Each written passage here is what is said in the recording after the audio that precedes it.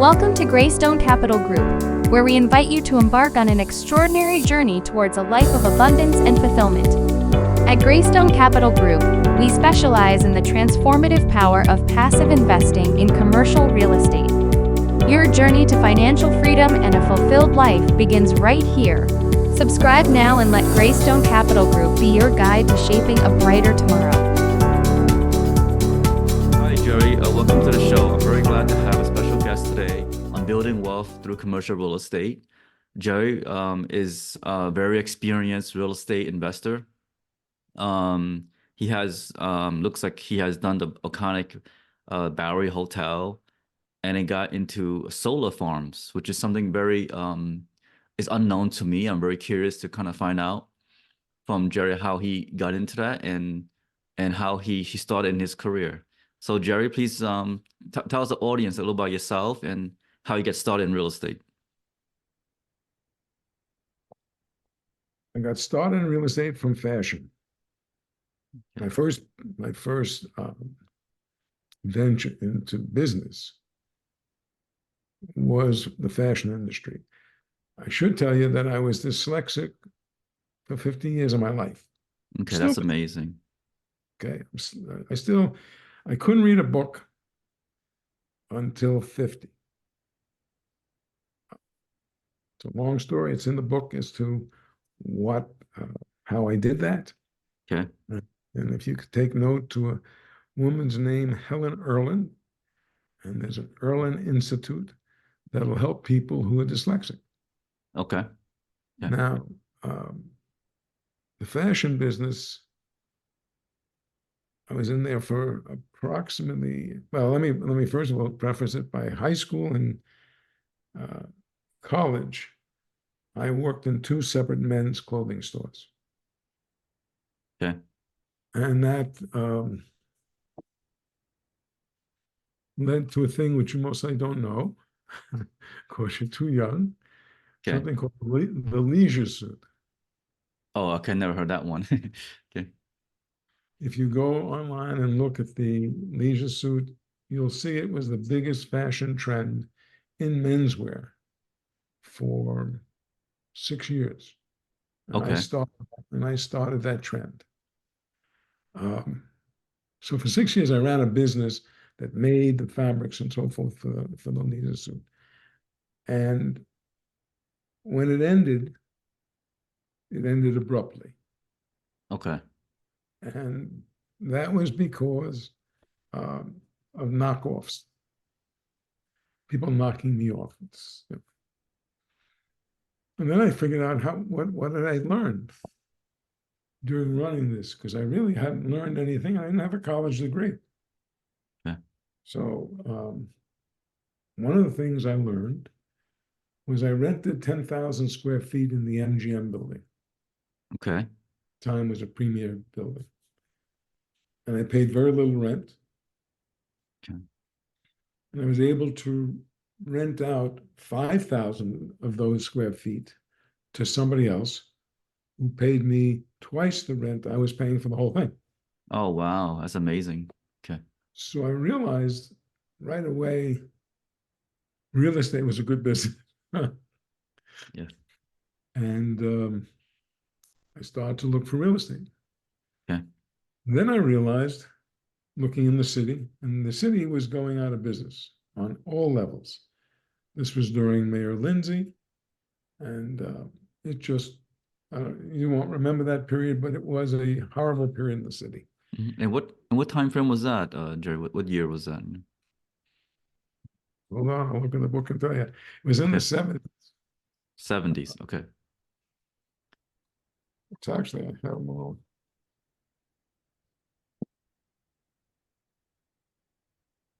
Okay, the leisure suit. Okay, legal loss was like 1977. Okay. So it was very terrible environment. New York City was going down. And why was it terrible? Like what was going on in New York City so my audience understands? I think it was financial. It was a quality of life. Okay. It was not something that was going well. We had crime, everything that could go wrong in the city was going wrong.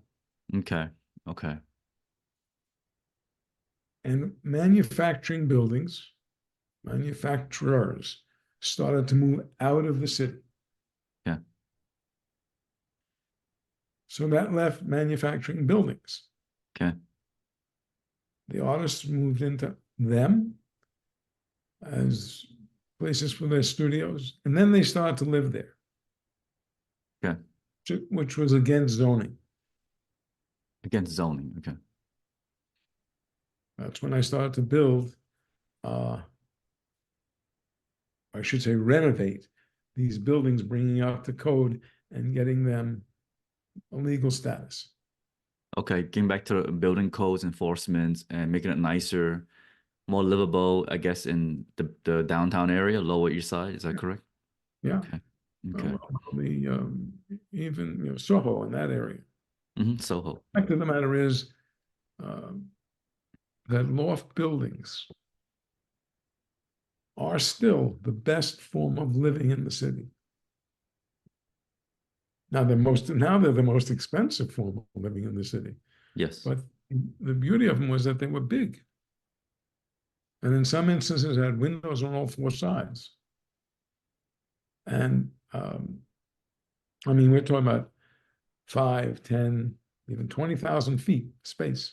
So I took one, I divided it up, I made lofts.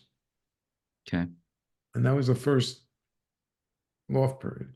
Again, I got knocked off in the sense that I left on a vacation and I came back, I couldn't afford anything anymore. Okay. Pieces of them went up like that. Okay.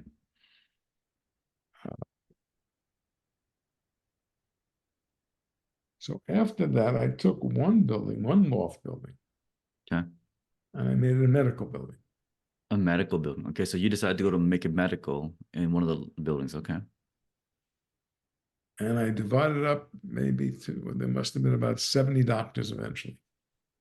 Okay. Okay. And I had that building for 30 some odd years. And it was Wow. a good income producing property. Now, what made you go into a medical space versus just a hotel or something office space? Why did you make it medical? Well, it was down 2 blocks away from a hospital. I didn't want to compete with the residential people. Yeah. And I think this building was, my recollection was very hard to convert legally to residence. Okay. So I took a product, I took a location, and I took a use that was legal. Yeah. And that's why I did the medical building. Okay, that's very smart because medical is always in demand. You always need doctors. So that's very smart that you got into that space. Okay. Took me a year to lease my first office, my 1 first year. medical. Okay. Okay. Very. Once that leased, it was fully leased for 30 some odd years. Wow. Wow. And there's a huge demand. I think you're near NYU Downtown Hospital. Is that correct? Is that the hospital you know by? No, I don't remember the name of the hospital, but it was a very famous hospital. I should remember it. I don't remember. Okay. Okay. You may Okay. come back to me during this conversation. Yeah, there's one notably down near the lower by the seaport. This was actually on the 7th Avenue. Oh, okay, okay. No, maybe back to Israel or one of those things like that. It's one of those hospitals like that. Okay. Yeah, I just don't remember the name. Okay. Great. So you're near a hospital. You started doing medical, which is very smart at the time because not many people were doing that most likely because you're probably one of the unique ones doing that and not fighting against residential competitions. That's smart. And so this, how did you get to the Bowery Hotel? How did that come about in your journey? That's a lot of years later. Okay.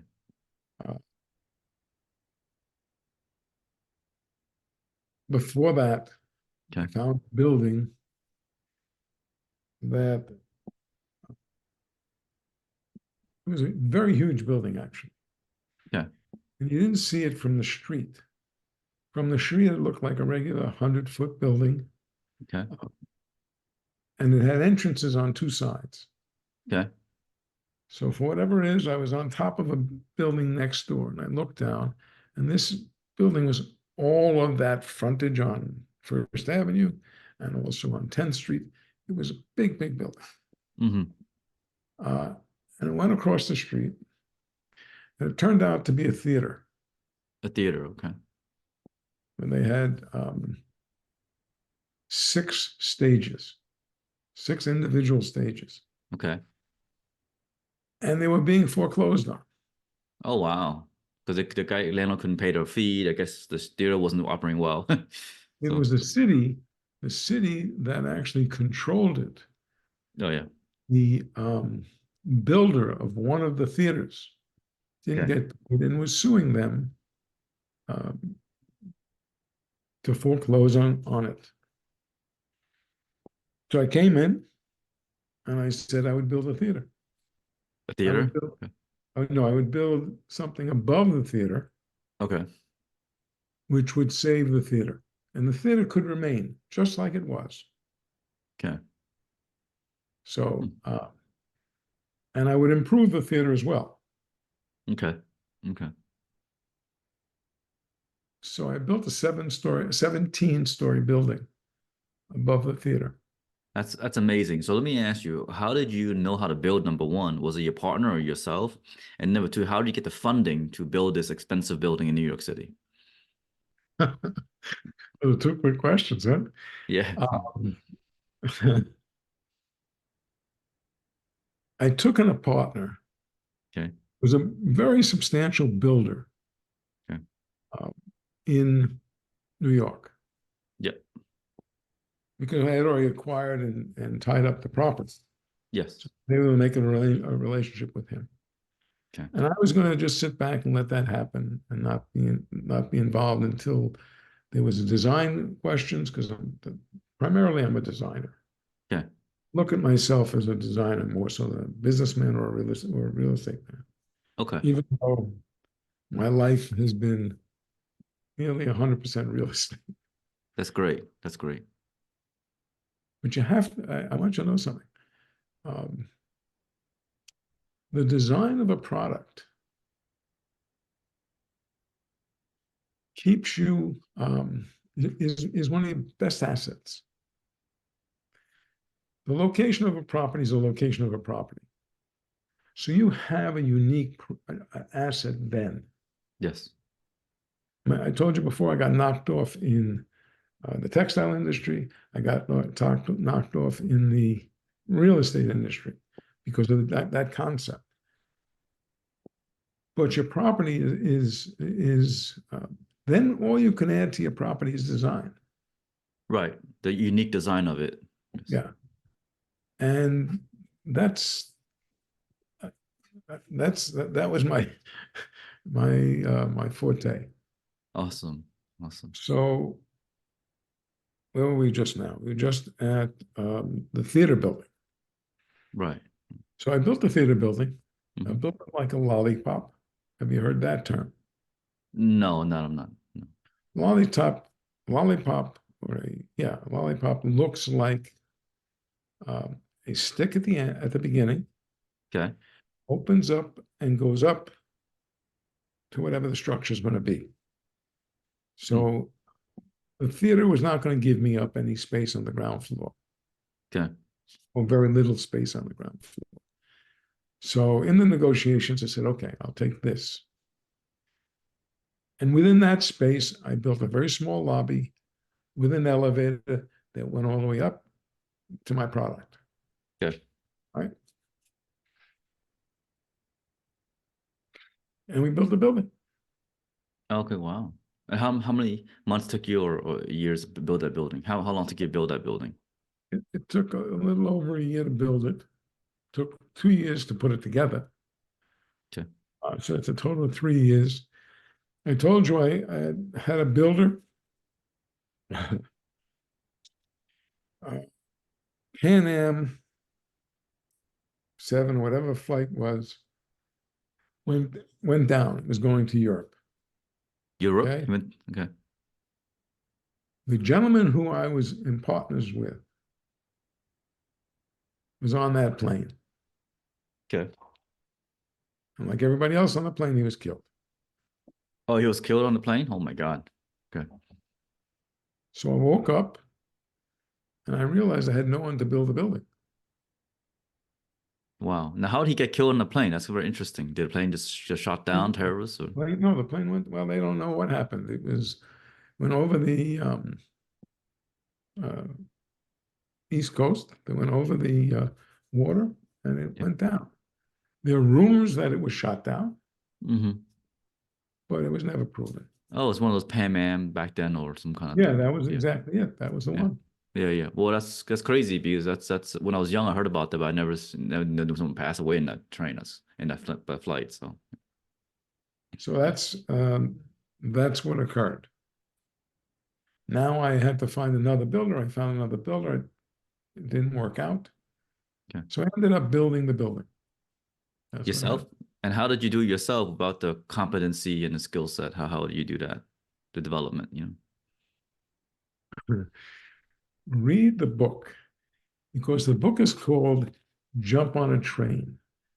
That was another train that I jumped on. And the philosophy of that book and the name is that I would take the ride Okay. all the way to the end. Okay. Everything I did, jumped on, and then took it to the end. So, in answer to the question, you learn.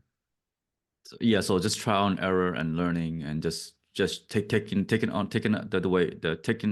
will come basically. Go with the flow, basically. I lost a lot of sleep that year Okay. because I was dealing with things I didn't know. Right, right. And you had no mentor, right? No mentor at the time teach you what to do. And Oh, he went down on that plane. oh yes, yes, the guy who passed away. Okay, it's very sad. Okay. So you had to struggle and figure out sleepless nights. How should I build this building? How do I save my deal? Otherwise, it'll fall apart. Basically, I lose all my money, or construction loan that you had, or something going on. So the bank stayed with it, and we ended up building the building. That's pretty amazing. That's pretty amazing. Okay, okay. And then so you build that building, and then good. And what was the next thing in your journey in your life? I did a renovation of another rental building in Brooklyn, opposite the Brooklyn Museum. Okay. Um, and then I think I went to the Bowery. The Bowery. Okay. And how did you find the Bowery and how did you? Was someone brought you the deal, or you found it yourself, or what was that, an auction? How do you find that deal? My partner, um, he had this property, Mm-hmm. and he was losing the property. Okay. Okay. He had made the deal, but he couldn't get the money for the property. You couldn't raise the equity. Okay. Right. Hmm. So for whatever it was worth, I said, I looked at it. Mm-hmm. It made economic sense, Okay. even though it was the Bowery. Mm-hmm. Even though it was a Bowery, it still made economic sense because the first thing I was going to build was residence, dormitory, shopping, and parking. Okay. So kind of like a mixed use. Okay. Mixed use. You have to understand that at that time there were 20,000 20,000 need for dormitories. Okay. 20,000 rooms needed. So I thought that was a no-brainer. Yeah. And I built it. I built 17 stories. Okay. And when I built it, I built the whole exterior, but the interior was empty. Put the elevator in, and basically the place was empty. We put some mechanicals in and things of that nature. And we're about to then go to the next step of doing the interior, the fit out. Okay. And I was eating at a restaurant in Soho, Mm-hmm. called Balthazar. Great restaurant. Yeah, I know about this. Okay. And I was sitting, I don't know if you know Balthazar, you know that the front tables were all two people looking at each other. And then another Yes. looking at each other. There were no, when you walked in, and I was there with my wife, Yeah. and I was sitting, and we were sitting opposite one another. And another two guys were next door to me. Okay. And my wife was very upset with me because I wasn't listening to her. I was listening to them. Oh, I see. They were talking about the Bowery. They were talking about building on the Bowery. They were talking about what they were going to plan to do on the Bowery. And I'm listening to this. And I thought this might be a beginning of something. Okay. Just like, what's the area on the west side? It's very popular. West side downtown. Hudson Yard or something. Not the Hudson Yards. That's up further up. Battery Further Park. down. Battery No, Park. No. this was an area that just took. Oh, Chelsea over there. Not Chelsea, not Chelsea. There's another name for it. I can't think of it. Oh, I don't know. I don't know what it is, but yeah. Look up on your guests and look it up because it was just an amazing thing. And I passed on it. Oh, I yeah. could have done stuff there, but I passed. Oh, okay. So that was the meat pack. Oh, it's called the meatpacking district. Yes, yes. Okay. And there was no transportation at all. Oh. Mm-hmm. Try to get to it, to go come from it. There was no transportation. So I passed on it. I was wrong. It's a great spot. It's a great spot. There's a very hot spot, Very hot spot. especially young people would like to go like a nightclub in the area. Yeah, it's no, even the real estate, the apartment building stuff that are up there now are Yeah, we're doing very well. Yeah. So that always stuck in my craw that I didn't do something in the meatpacking district. So here I am building on the Bowery. And I came and I thought about it. And I said, I could make that a hotel. Mm-hmm. Interesting. And that was it. Wow. So you're very fortunate, I think, Jerry. You were able to see some visions. I guess you have some also visions, and you're also very lucky too that you figure out how to get these deals and work hard and make it to your vision. It's really good, Jerry. And you made the iconic Bowery, which is one of the, if you grew up in New York City, you kind of know the Bowery is kind of like, it's kind of iconic, right? Bowery, the flat iron buildings are iconic. The Bowery and the Tribeca, the Soho Hotel, that's pretty iconic too. The hotel there, yeah. When I look at something being iconic or something that you,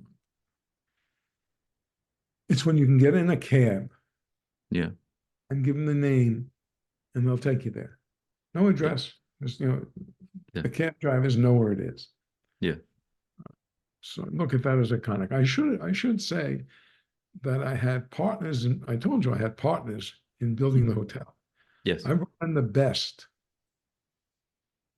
hotel people in the city, not the big hotel, the gigantic hotel, but the moderate sized hotels.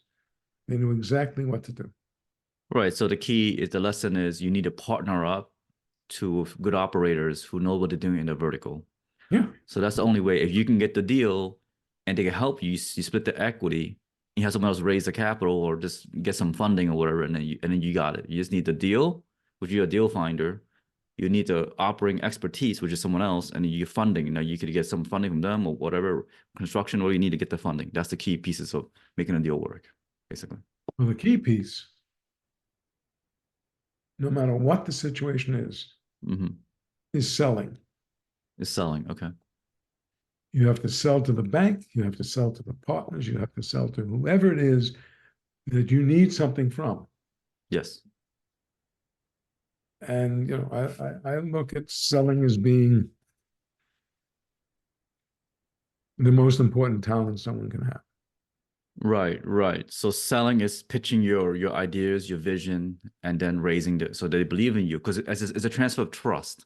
Everything here you do, Jerry, transfer of trust. I trust you, I invest in you. I believe in the real Bowery. I trust your vision of building that 17 building. I trust you to put money in you and we're gonna do well. It's transfer of trust, ultimately in the beginning. So But that's a history. mhm. You develop a trust over history. History. So anyone who looks at my background, Yes. um, I've made some mistakes, but basically can trust me. Right. So they can, yes. So it's Actually, basically, they can trust me to do this. They can trust me to finish the project, yep. which may be the most important thing. They can't trust me that the project's going to be profitable because I don't know. No one knows. Yeah, no one knows. Yes. Right. But you take a good gamble. That's all. Right. So about your integrity, it's about your credit, your integrity and the moral compass at the end of the day. That's what it is. So and you had the moral compass and you did it, and now it pay a lot of dividends because people trust you more and they're willing to, invest in you more. That's basically. Yeah. So it's great. So let me ask you, how did you go from this iconic hotel to your vision of solar farms? I mean, how did you pivot from that arena, One day, my wife walks into my house in Mm-hmm. South, and she's upset. Oh, she's upset. Yeah. And I said, okay. I said, what did I do? Mm-hmm. The normal reaction, right? Yes. And she wasn't upset about me. She was upset about what she saw on the properties near us. Okay. Picked up, and she had on her a yellow piece of paper, a yellow Yeah. card, Mm-hmm. which basically said, stay away from the grass, dogs, and kids, and stuff like that. And it meant that they were putting pesticides on the lawns. Okay. And that upset her a lot because it goes down to the infrastructure, goes down to the water, the aquifer. It's a very dangerous, horrible thing, actually. Yeah. And I had never thought about the environment. I was too Okay. busy doing all the things I was doing. Yeah. And finally, she made me aware of it. And then I went ahead and built a greenhouse, the first greenhouse in Southampton. And to explain to what a greenhouse is, it's a house that basically sustains itself. Doesn't need electric. It doesn't need oil. And by the way, that's not 100% true. It does need some backup just in case. But it's that's what I did. Okay, great. So you realize your wife was not happy with the environment and you want to build something more sustainable, like a greenhouse to sustain itself, basically. Correct. Okay. Um, uh, and I was going to teach other builders how to build it. Mm-hmm. So that was part of it too. But anyhow, so I had a piece of property with partners out in Long Island that was 100 acres. Okay.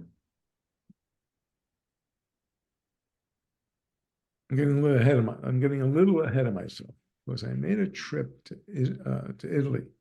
Yeah. And I was driving in Tuscany around a winding road up a cliff.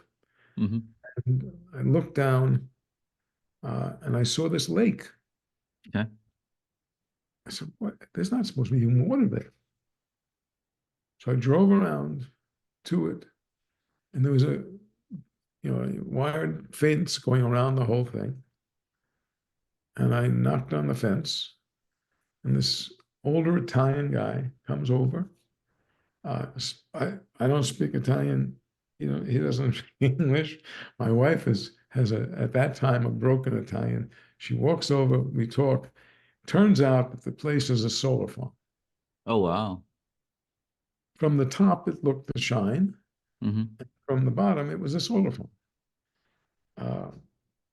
And the guy showed us, and they grew vegetables under the solar farm.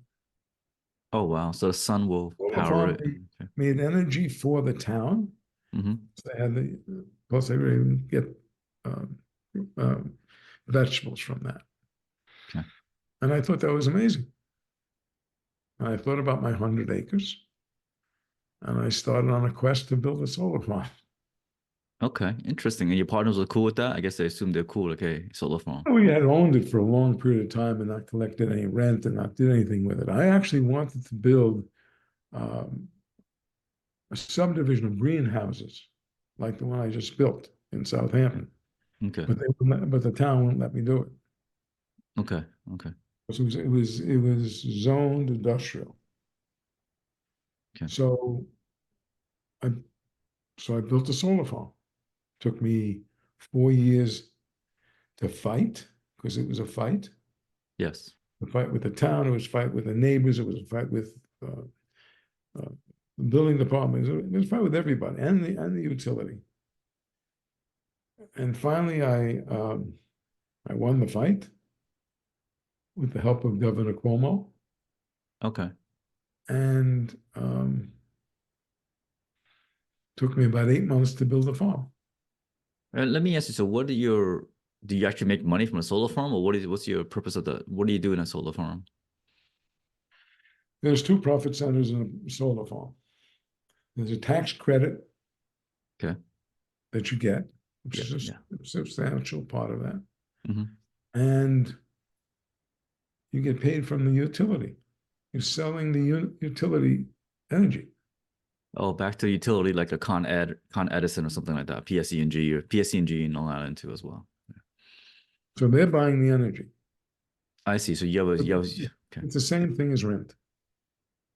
I see. So you have large solar panels that gets energy, creates energy. You can resell it back to your energy providers and locally in New York City and New York area. There was one period where they wanted it. They may still want it. I don't know. I've not been pursuing it anymore. Mm-hmm. They wanted basically by uh, federal law, I think they wanted, and they had to reduce their Emissions. yes, the gasoline, Yeah, gasoline consumption. Yeah. right? So they wanted it, and they would pay a decent price for but everybody played in the game there because they ended up the utility charged for some other stuff that they shouldn't have charged for. The government charged more taxes that they shouldn't have charged for. All this stuff was by law not able to be done, but they did it. Interesting. That's very fascinating because you went into that solar farm and now you're getting these tax credits and everything else, which is very different from real estate in a way, because that's something a little different, but that's interesting. It's very interesting. So what's next? Anything next for your vision idea, Jerry? Not really. Well, I'm rebuilding the top of the Bowery Hotel. Okay. So it's going to be an amazing apartment. Okay. I just wrote the book. I just built a house in Sag Harbor, which is now going on the market. Yeah. And this, which you can see, Yeah, it's your watch. Yeah. it's a watch band. Okay. I developed the watch bands for the Apple Watch. Okay. And it's very easy to use. And it stands up. You can't see it here. It stands up when you put it. You can't see it. No, I don't know why you can't see it, but you can. And it stands up on the side of your bed, Yeah, or any place else. And it's called the slide. nice. How do you sell on Amazon, or what do you sell that slide on? Yeah, we're on the train. We're on the train. We're not at the end of the train. We're on the train. On the train, so you're not there yet. Okay. Well, if you ever patent it or sell on Amazon, it might be able to sell well. No, I patented it. Oh, you patented it? Okay. Utility and design patent. Okay. And patented design and utility in Europe and Canada. Okay. Okay. Good. That looks interesting. That looks interesting. It's a design. It's a look that people will like or they won't like, but it's cool. That's cool. Yeah. Yeah. I like it. It's cool. Okay, Jerry. Well, thank you. So how can people reach out to you to want to get your book or chat with you? What's the best way to contact you?